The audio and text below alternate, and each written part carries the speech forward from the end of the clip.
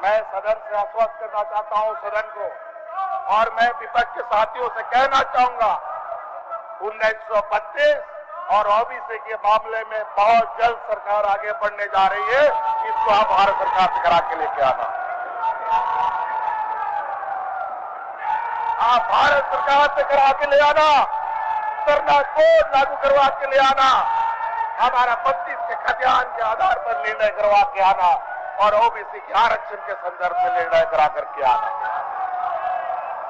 दोस्तों, मैं झारखंड प्लस से कन्हैया दुबे बोल रहा हूं। दोस्तों, मैं आज आप लोगों के पास झारखंड के बारे में कुछ चर्चा करना चाहता हूं, हेमंत सोरेन के बारे में चर्चा करना चाहता हूं, और झारखंड में जो वादा किया जा रहा है 1932 का खतियान और आपका ये ओबीसी के आरक्षण के बारे में, उसके बारे में चर्चा करना चाहता हूं और आपको एक एक करके बताऊंगा कि 1932 का खतियान क्या है और इसके लिए सरकार जो है अपना चुनावी ढाल जो है झारखंड में अपना मजबूती बनाने के लिए ये एक कैसे यूज करना चाह रहे हैं। आखिरकार वो क्या बताना चाहते हैं कि झारखंड वासियों को 1932 का खतियान जो है वो दिया जाएगा, और 1932 का खतियान में ऐसा क्या है और किनके लिए है और किनको लाभ होगा और किनको नुकसान होगा, इसके बारे में भी आज हम चर्चा करेंगे। तो दोस्तों, हम लोग चलते हैं, थोड़ा बात कर लेते हैं। जैसे पिछले 2 दिनों पहले झारखंड में जो है एक बहुमत सिद्ध किए थे करने का एक अवसर मिला था हेमंत सोरेन सरकार को। उन्होंने एक अच्छा मतलब 48 मतों के साथ उन्होंने अपना बहुमत भी सिद्ध किए। ये इसके पीछे नाटकीय ढंग से छत्तीसगढ़ में अपने विधायकों को, महागठबंधन के विधायकों को रखना और बीजेपी पे आरोप लगाना, और इन तमाम तरह तरह के जो हथकंडे हैं हेमंत सोरेन सरकार जो है ये यूज कर रहे हैं। मतलब उनको ऐसा डर लग रहा है कि झारखंड में जो है हमारी सरकार जो है गिर सकती है, लेकिन हम उसके पहले ही अपने को प्रूव कर दें। और वो बताना चाहते हैं कि जो दिल्ली से जो एक लेटर आया था, लिफाफा आया था रमेश बैस के पास, उस रमेश बैस के बाद जो लिफाफा आया था, उस लिफाफे में हेमंत सोरेन की सदस्यता का जो है जाना तय किया गया था, ऐसा बताया जा रहा है। लेकिन इसके अंदर क्या है क्या नहीं है ये अभी तक खुला नहीं है इसका पिटारा। और रमेश बैस जो है दिल्ली से आने के बाद ये अभी तक पहुंचे नहीं हैं, और आते हैं तो शायद ये 1-2 दिन में ये फैसला ले सकते हैं। लेकिन बात करते हैं, इस बीच उन्होंने एक अपना बहुत अच्छा सा एक ट्वीट, मतलब आप ट्विस्ट आप कह सकते हैं कि झारखंड वासियों के लिए एक प्रेजेंटेशन किया है हेमंत सोरेन ने।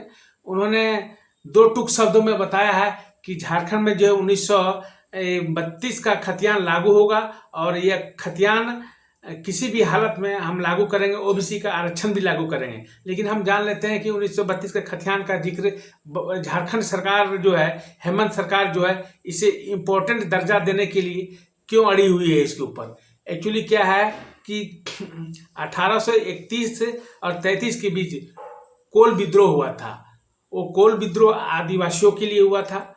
आदिवासियों के लिए जो उनकी जगह जमीन की रक्षा के लिए हुआ था।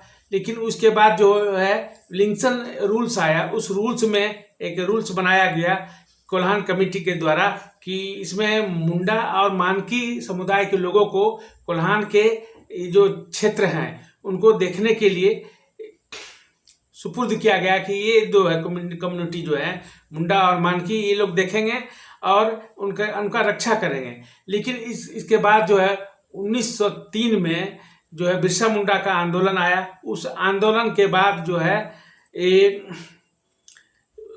इनकी रक्षा के लिए एक एक्ट बनाया गया कि इनका जो है आदिवासियों का जो है मानकी और मुंडा समाज के लोग ही इनका देखभाल करेंगे, और इस एक्ट के तहत इनके देखभाल के लिए ये अधिनियम बनाया गया।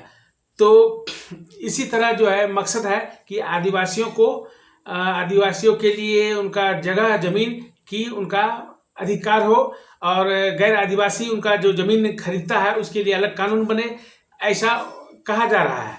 लेकिन 2002 में भाजपा के जब सरकार थी झारखंड में, तो उन्होंने एक अर्जुन मुंडा जो है ये 1932 का खतियान के बारे में एक लागू किया था, लेकिन बाद में इसे रोक दिया गया और 2018 में इसमें कुछ संशोधन करते हुए ये रघुवर दास जो थे मुख्यमंत्री, उन्होंने बताया कि 2018 के बाद यहाँ जो है जो लोग रह रहे हैं उन्हें माना जाएगा। लेकिन इससे नुकसान और फायदा क्या होगा हम बता देते हैं कि एक्चुअली हुआ है 1932 का जो खतियान के बारे में जो चर्चा हो रहा है, कहा जा रहा है कि एक्चुअली हुआ क्या था। उस समय जो है कारखाने कल कारखाने थे, कोलवरी थी, तो वहाँ बाहर के लोग वहाँ आके रह रहे थे, बाहरी लोग रहे और वहीं बस गए, वहाँ घर बना लिए।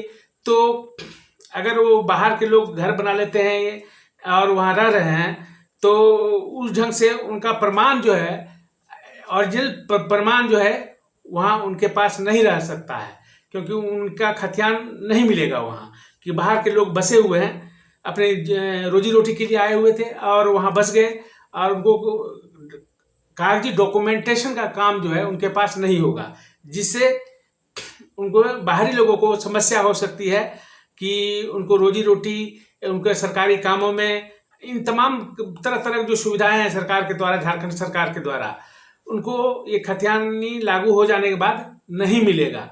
इसलिए लेकिन है गुरुजी जिसे बोलते हैं जेएमएम के माने बुजुर्ग नेता है शिबू सोरेन जी, उन्होंने बताया कि इसमें सुधार करेंगे और इसको सुधारते हुए इसे लागू किया जाएगा। और इस बीच जो है हेमंत सरकार जो है अड़े हुए हैं और उनमें जो है उन्होंने 2 टूक शब्दों में कह दिया है कि यह किसी भी हालत में यह खतियान लागू होगा और झारखंड वासियों को एक उपहार के रूप में दिया जाएगा। जो जगह जमीन के लिए मुख्य रूप से आदिवासी हैं जो झारखंड के, उन्हें दिया जाएगा। लेकिन देखना होगा कि इसमें संशोधन होता है या नहीं होता है। अगर नहीं होगा तो बाहरी लोगों को बहुत ही परेशानी का सामना करना पड़ेगा, क्योंकि उन्हें डॉक्यूमेंटेशन का कोई झारखंड सरकार की तरफ से कोई हेल्प नहीं मिलेगा और वो परेशानी में पड़ सकते हैं। और ओबीसी के बारे में भी बताया उनको कि जैसा कि जानते हैं कि झारखंड में ओबीसी का 40% से ज़्यादा जनसंख्या है और उन्हें बहुत कम 14% के रेंज में उनको रिजर्वेशन मिल रहा है। तो उन्हें भी रिजर्वेशन का जो दायरा है, उनका हक जो है मैक्सिमम लेवल पे बढ़ाया जाएगा।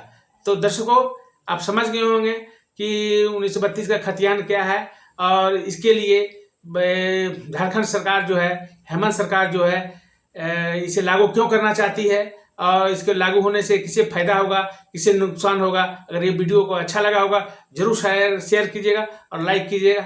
धन्यवाद।